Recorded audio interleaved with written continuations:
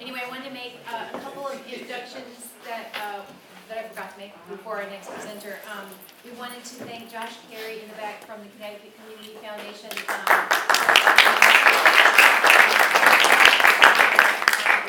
Also, Martha Smith, conference coordinator who is with Rivers Alliance and has a wonderful bio here that I'll give you. A policy coordinator focusing on the state water plan. That's been the main thing she's working on. Timing the speakers and giving a little 10-minute gesture when there's 10 more minutes. So we can all watch for that, for the questions and everything to keep on schedule. And with that, I'm going to introduce our next presenter, Don Carver from the City of Waterbury Bureau of Water. He's going to talk about public and private utilities and their different responses to climate change, conservation, and infrastructure. Don started his career in the water industry in 1978 and is currently superintendent of water for the City of Waterbury, where he's worked for the past 23 years. He's past chairman and national director for the Connecticut section of the American Water Works Association and was a Connecticut Water Works Association board member. He's the former director of Alpine Racing at Mohonk Mountain, and he lives in Millbury. Thank you.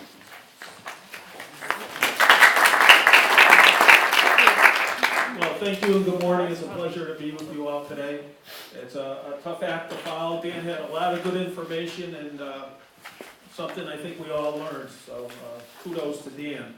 So this morning I'm going to be talking about pretty much the public perception of water companies and what some of the primary differences are between public water companies and private water companies.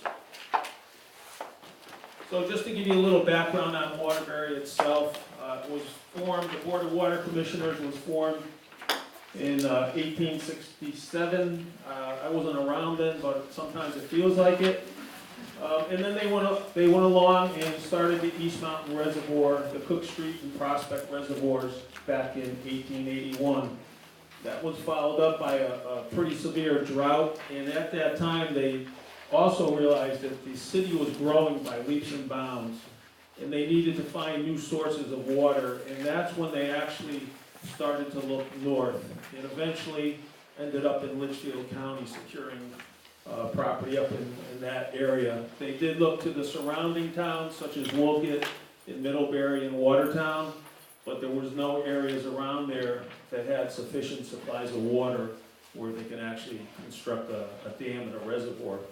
So that's when they looked north. 1895, the Wigwam Dam was built, and the Wigwam Reservoir was formed. In 1913, they went farther north to the Morris Dam and Reservoir. And then in 1921, the Shanghai Tunnel was started. And it took 7 years for that to complete. That was the tunnel that runs between the Shanghai Reservoir. Although it wasn't built at the time, they built the tunnel first. And that connects the Shanghai Reservoir to the Pitch Reservoir, which is in Morris. So in 1933, after they built the tunnel, they actually built the Shanghai Dam and the reservoir. 43 was the Pitch Dam, and then the last dam they built was in 1965, which is the Carver Dam. So we are a public water system. We are not a private water system. We report to the Department of Public Health and the DEEP. PURA, the private water utilities, also have to report to PURA. But municipalities do not have to report to PURA. It's mostly for rate setting instances. In Waterbury, the mayor is the chief elected official, and the legislative body is the Board of Aldermen. There are 15 aldermen that are elected every 2 years. And it's an 8-to-5 split, with 8 being the majority and 7 being on the minority side. And we are an enterprise fund, which means we're separate from the general fund of the city. All of our revenue is generated from volumetric sales, 85%. The remaining 15% comes from fixed quarterly charges, fire service charges, interest and penalties, and miscellaneous income. So this slide is show me the money. Our current rate structure is $2.52 per 100 cubic feet. plus a $5 quarterly service fee. That pales in comparison to most private utilities. I do have a list here of what some of the privates charge, but it's a little bit too early to get agita in the day. But we are a very good value for that, what you're paying for, $2.52.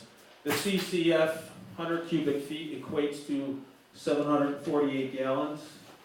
So if you want to do some comparisons in liquid, I don't know if we have any scotch drinkers in the audience, but 748 gallons of scotch for an entry-level scotch would be about $55,000. And here you're paying $2.52 for 748 gallons of water. So you could do that with almost any liquid comparison just to see the value that you're getting with water. Revenues solely fund our operational costs, and revenue and bonds fund the capital needs of the system.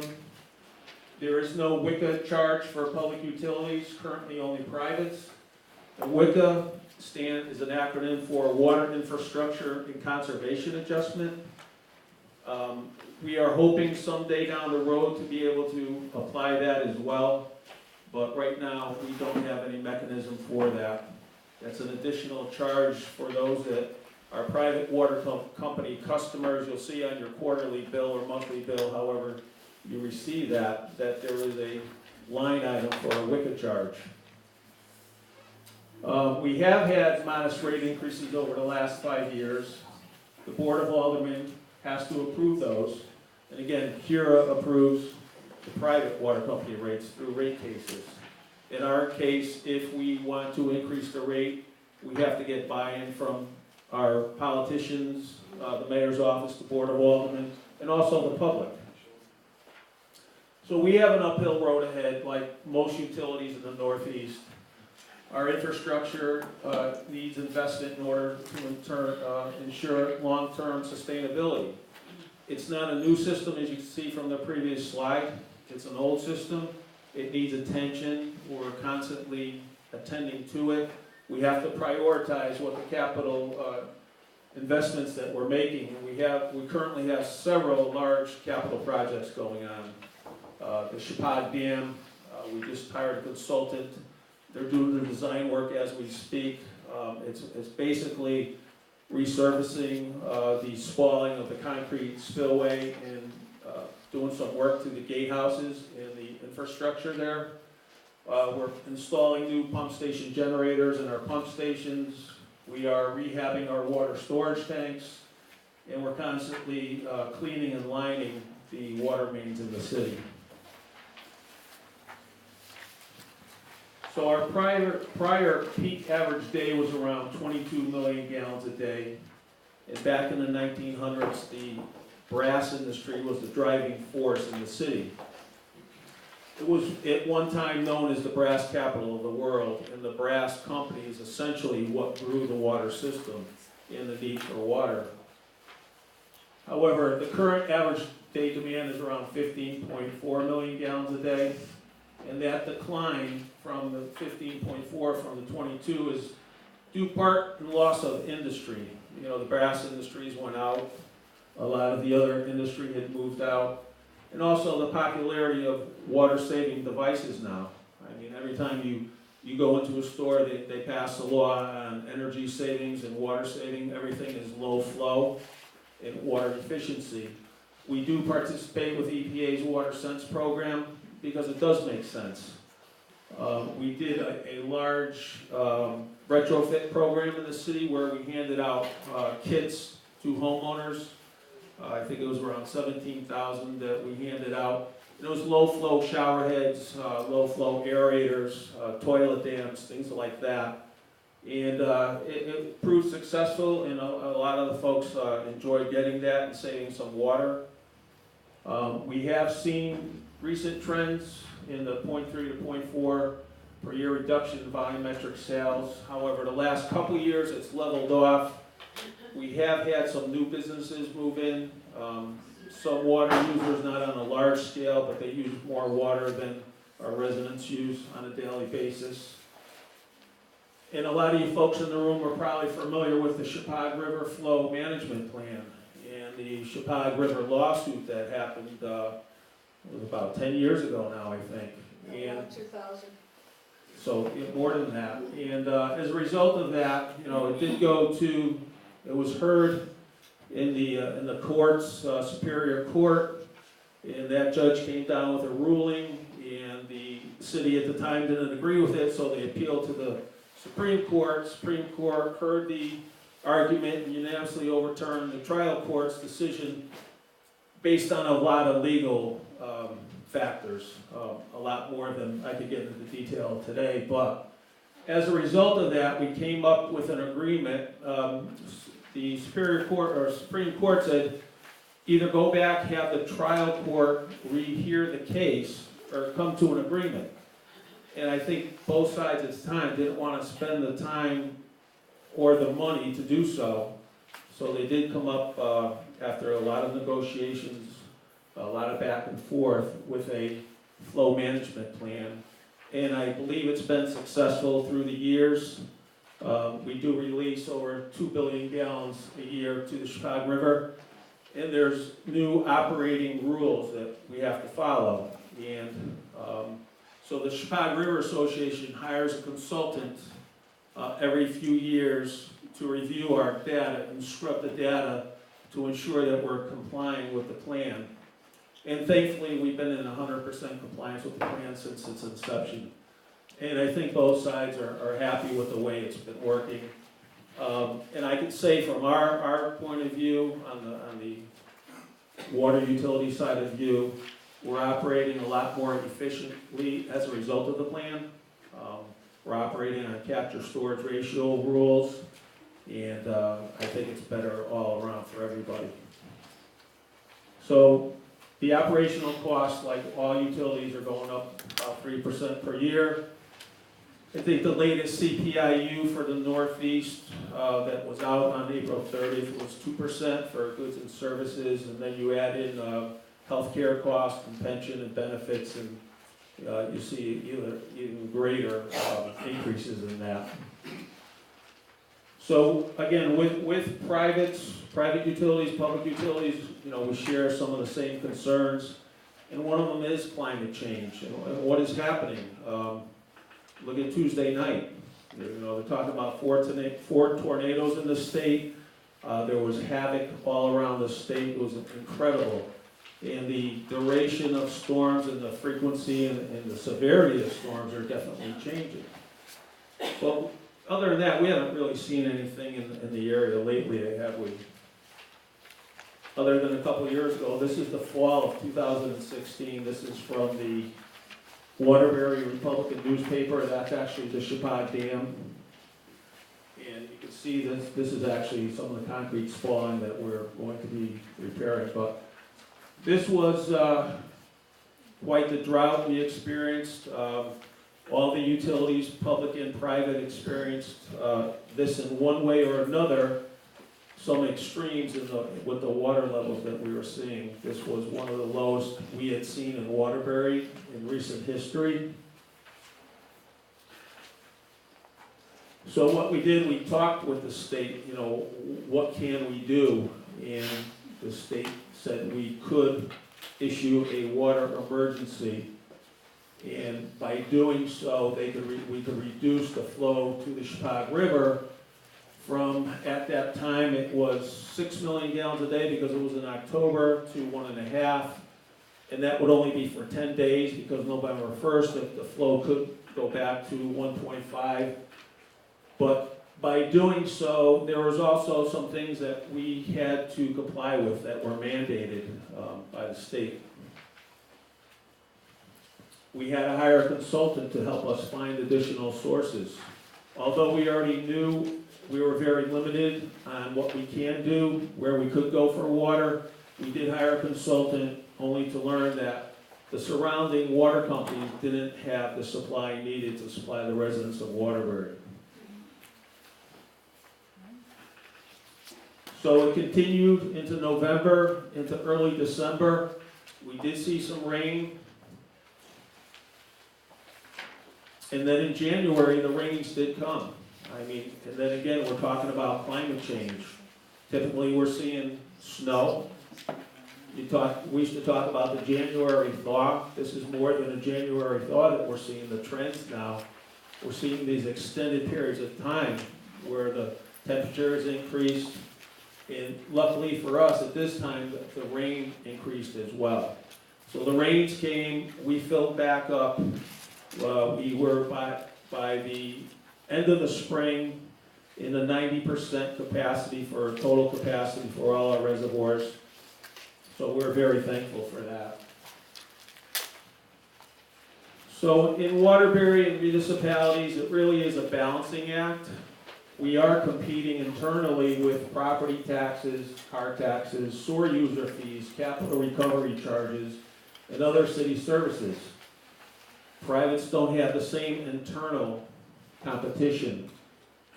Don't get me wrong, we all have the competition, but in a municipality, you're really elbowing each other out, trying to get your rates to where they should be. It is an uphill battle. We have to educate the citizens, we have to educate the politicians. In Waterbury now, the mayoral election is every 4 years. Prior to that, it was every 2 years.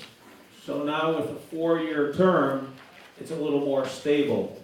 And fortunately, with the current administration, they're very invested in the water department and the water system. However, they also have to be cognizant of the mill rate and the car taxes and the residents.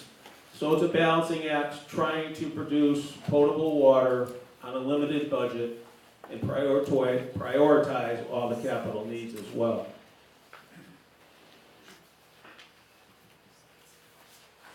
So some of the future challenges that we face: declining usage, climate change, and water conservation.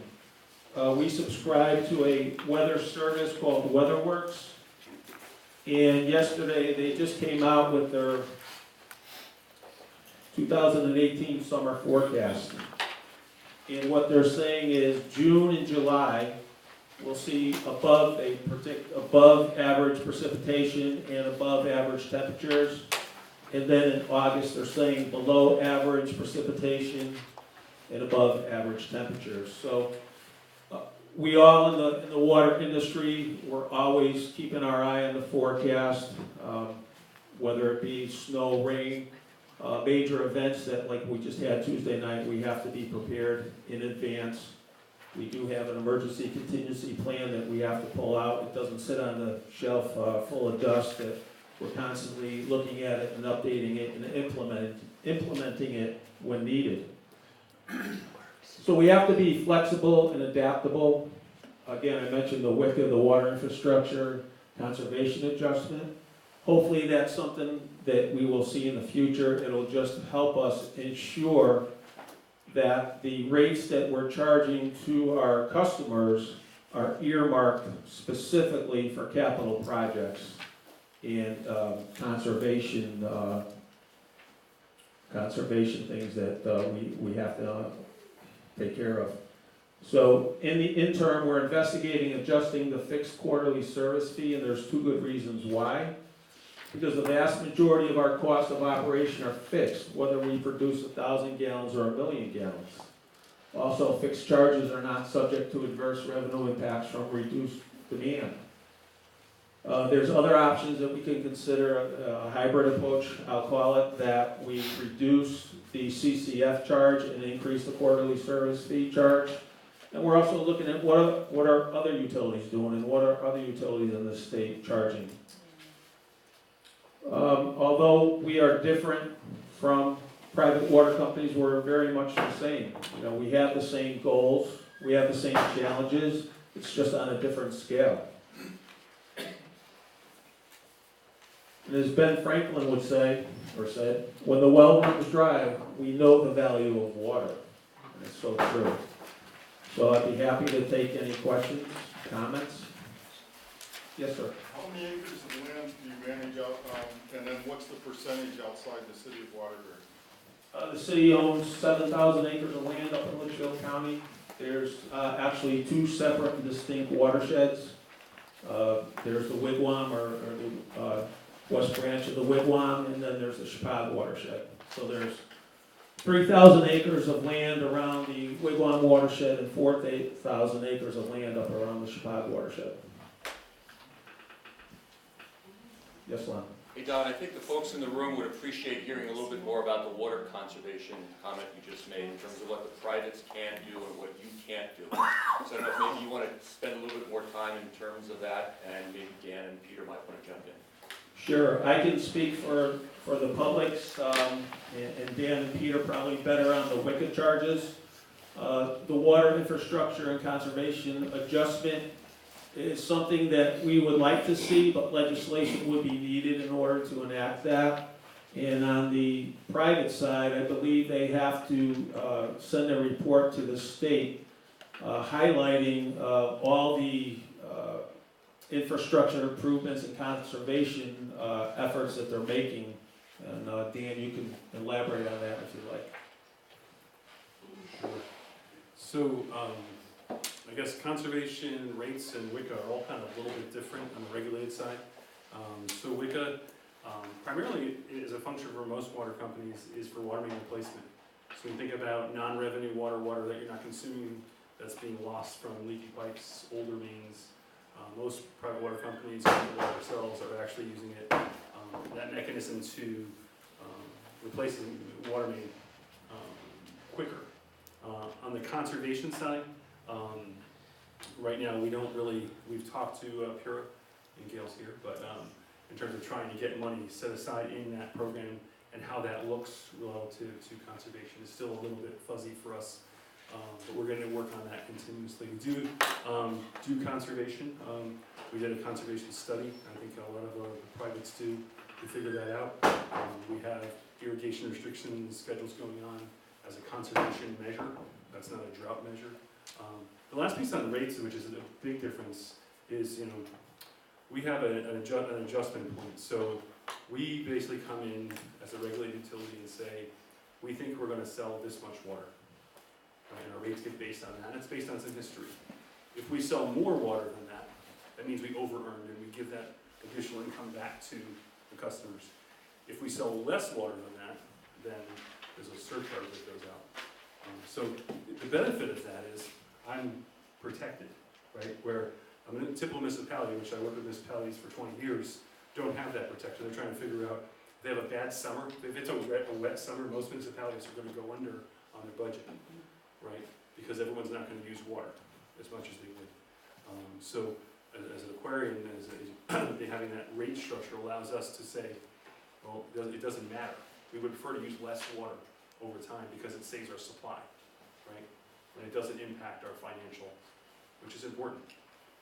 So if you look back, I don't know how many years ago, that RAM adjustment, as they call it, was put in place. Peter, you know when that was put in place?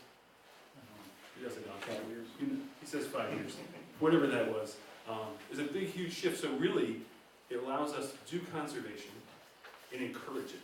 We're seeing, and this is really history, but somewhere between a half a gallon a day, and I think the state water plan uses 0.2 or 0.3 gallons per day per person per year in reduction as a result of what you call base plumbing code savings. So when you change your toilet out, when you renovate your home, when a new home is built, everything is more conservation and water sense. So there is that big difference. I mean, and we spent a lot of time at the WOOC, and the state water plan talks about it as well, getting a rate structure that municipalities can, not have to sell as much water as possible. I don't know how you guys are, in order to meet the budget, but rather have something that encourages conservation, because water supply is not unlimited, especially given that we can only use Class A water. So. Yes, sir. I was just struck by the difference in your two companies when you had your drought conditions and you were required to publicize your efforts to conserve water. I visit aquariums' website every week to see how their reservoirs are doing, and even after the emergency was over, they continued. They're very good reports. Waterbury's wasn't as easy to find when you were required to publicize the conservation efforts during those few days when you dropped the flow to the Serpog. I was wondering if you could address difficulties in publicizing, difficulties in getting people to conserve in Waterbury, versus like Aquarium, they actually were able to get a requirement to banning outdoor watering in certain times of the year, and that's a permanent change with the cooperation of the town. I'm wondering what's different in Waterbury? Yeah, I think the difference in Waterbury, well, we did follow all the guidelines that were set by the Department of Public Health, which included putting it up on our website, putting all the water conservation information on the website. We were on local radio, all the major TV stations in the state, at least once a week. We had the information in the newspaper, and then we had to send out the weekly informational update to all the surrounding towns and all the parties to the Chicago River Agreement as well. Maybe it wasn't publicized as much, but the information was out there. Maybe it wasn't disseminated enough, but we did get it out. One of the major differences could be too that in Waterbury, we would need an ordinance to institute a mandatory watering ban or a fine to impose for somebody that's not adhering to the mandatory conservation efforts. What we did during that time, we had all our personnel out on the street, and if they saw anybody out there using water, they were instructed to pull over. And actually, you know, I did it myself. I saw a landscaping company, this is just one example. They were seeding a new lawn, and they were hooked up to the company's spigot. So I had to go over and I said, do you know there's a watering ban in Waterbury? And they were from another town, they didn't realize it, but, so we handed out informational packages as well, you know, to this landscaping company, and said, if we come back here and you're still hooked up, you're gonna get fined. And also, probably the biggest help during that time were residents calling us and saying, my neighbor's washing his car. I'm not washing my car, but, right? So we would immediately dispatch an employee up to that address, and, you know, we gave them the one warning, you know, the shot over the bow. We're giving you a warning, if you're doing it again, you're gonna get a fine. And then we would send the police department. Did you see a change in the usage? Do you remember what the numbers were? We did see about a 5% reduction in usage. So people were, I think, a majority of the people were adhering to it and doing their best and trying to help. You know, you're always gonna get the one or two that think they're beating the system because they're, you know, watering their tomatoes in the back garden or something. But I think the majority of the folks really stepped up. Were the towns that you sell water to, were they also required to conserve water? Yes, they were, yes. And then, as I said, we had to send out the weekly reminder of that. I mean, there was a list of probably 25 things we had to adhere to on a weekly basis. And then we had weekly conference calls with the state as well. Thank you. Yes. Sorry, Don, can you just clear something up? I mean, I thought you said that you would have needed an ordinance to penalize somebody for not following it. But then I thought you just said that you were warning them that the police would come and get a ticket.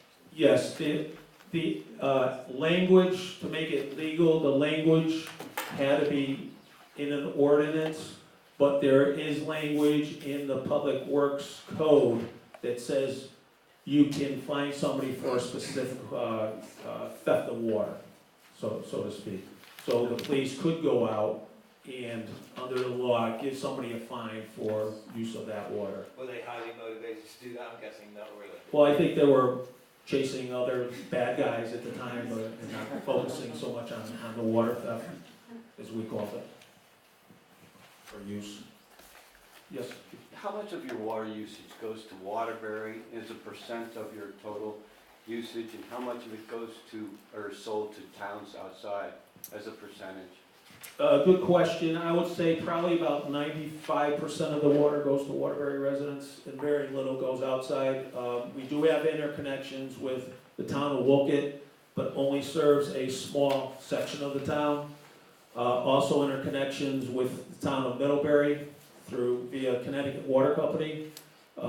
They have, in recent history, interconnected with the Naugatuck system and also, I believe, Heritage Village. so they don't use as much water as they used to. And then also there's a interconnection with Thomaston as well. That's really only used in emergency situations now.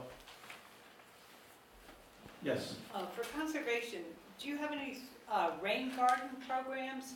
It just seems as if there's so much water being lost in runoff these days. Is there anything being done in terms of conservation and homeowners and you know, keeping water on site, or is that not something that? That's a great idea. It's not something we've engaged in yet, but it's something I think we could look at, you know, such as the rain barrels and along those lines. We do actively participate with neighborhood associations. There's a large number of neighborhood associations that are very active in the city, and we do go to these neighborhood associations, and one of the topics that we cover all the time is water conservation. So you'd only be interested in the public water supply area, or would that be something that would be throughout the state?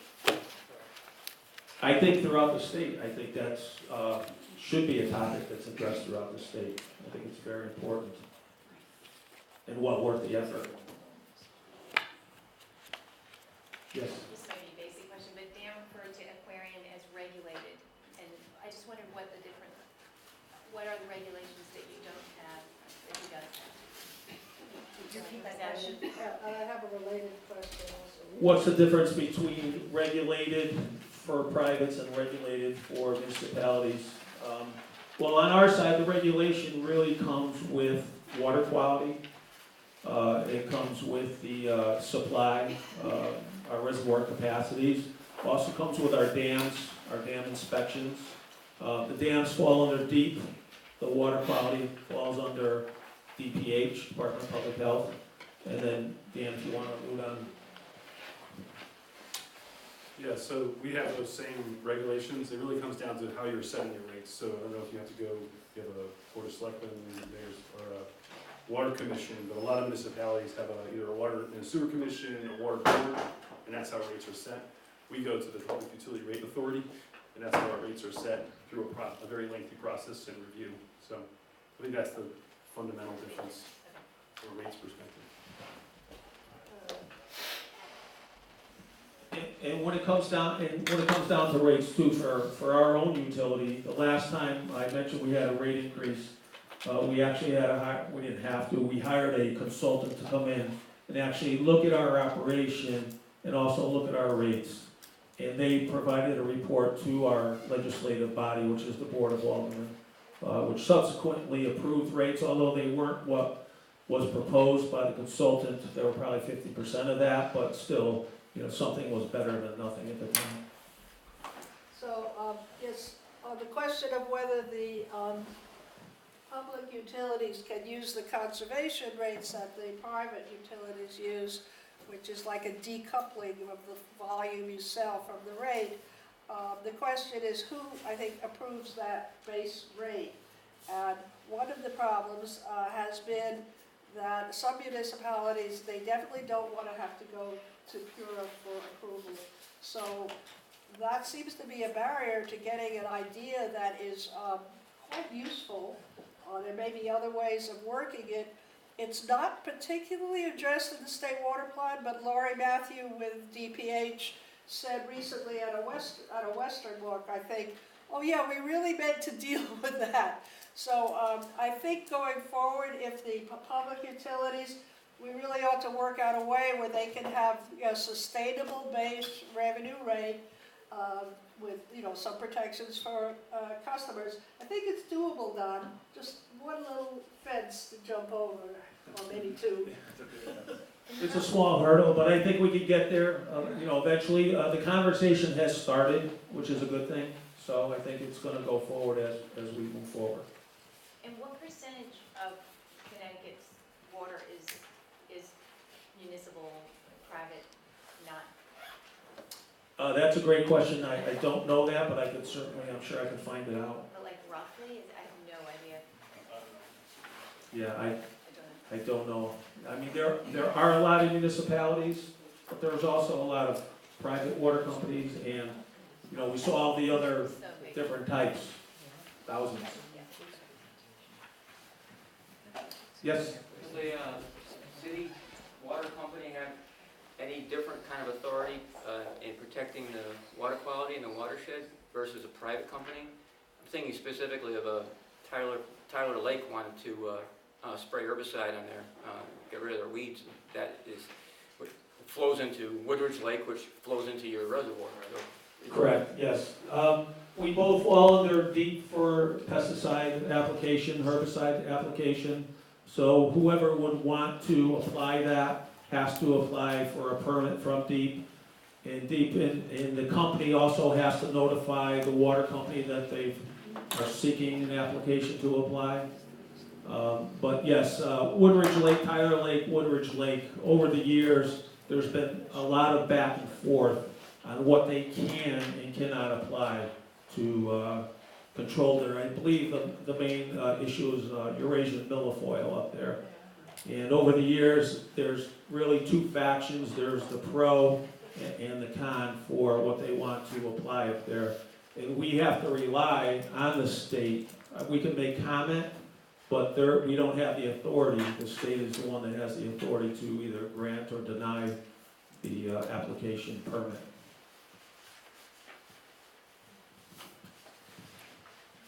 Okay, any questions, more questions? If not, thank you very much.